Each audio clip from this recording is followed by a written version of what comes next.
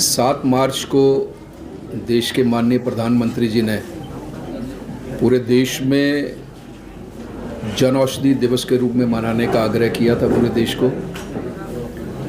और इसी निमित्त आज मैं और आदरणीय सुश्री इंदू जी,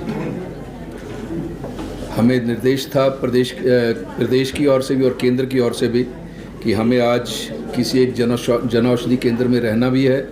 और वहाँ इंटरेक्शंस भी करना है, मीडिया रिपोर्टिंग भी करनी है और अधिकारियों के साथ बैठकर बातचीत करनी है। तो उस नाते आज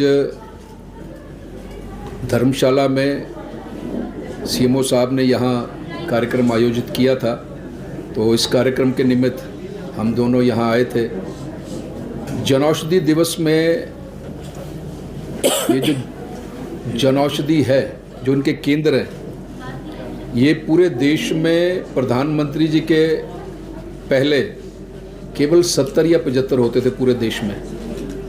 लेकिन आज 10 वर्षों में पूरे देश में 15,000 जन औषधि केंद्र हैं और 2027 तक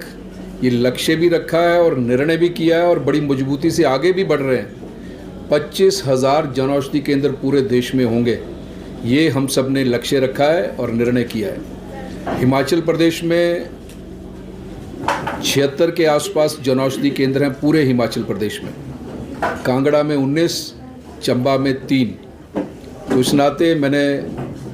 आग्रह भी किया है हमारी जो डिस्ट्रिक्ट एडमिनिस्ट्रेशन है हेल्थ की कि आप इस और थोड़ा और आगे बढ़िए ताकि जन औषधि केंद्र अधिक से अधिक गाँव में खुल सके, क्योंकि इसमें 50 से 80% तक जो दवाई है उसमें रिबेट मिलती है। और जैसा हमने पहले भी कहा कि एक जनरल परसेप्शन कई बार हमारे दिमाग में होती है कि जो जेनरिक मेडिसिन है उनकी गुणवत्ता कम है,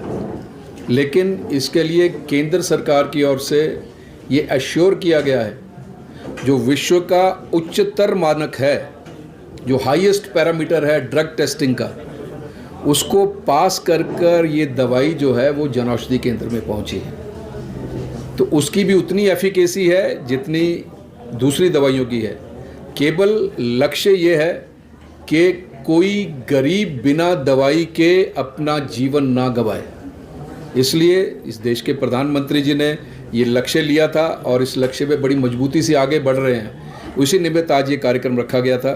उसके नाते मैं एक और बात कहना चाहता हूँ, जो नया बजट इस बार प्रस्तुत हुआ है, देश की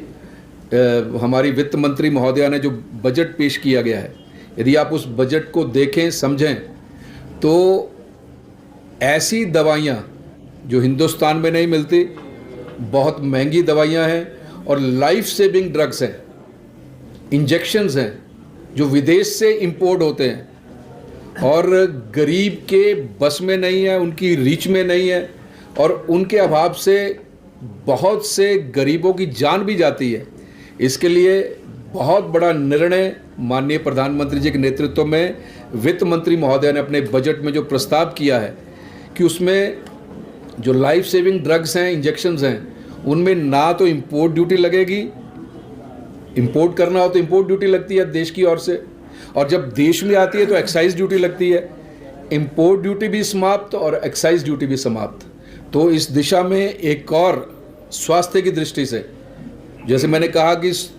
जो अंतिम पंक्ति पे व्यक्ति खड़ा है, किसी दवाई के अभाव से उसकी जान ना जाए, इस विषय में कितने चिंतनशील हैं हमारे देश के प्रधानमंत्री। उस दिशा में ये जो निर्णय लिया गया है वो एक माइलस्टोन का काम करेगा, ये मुझे कहना है।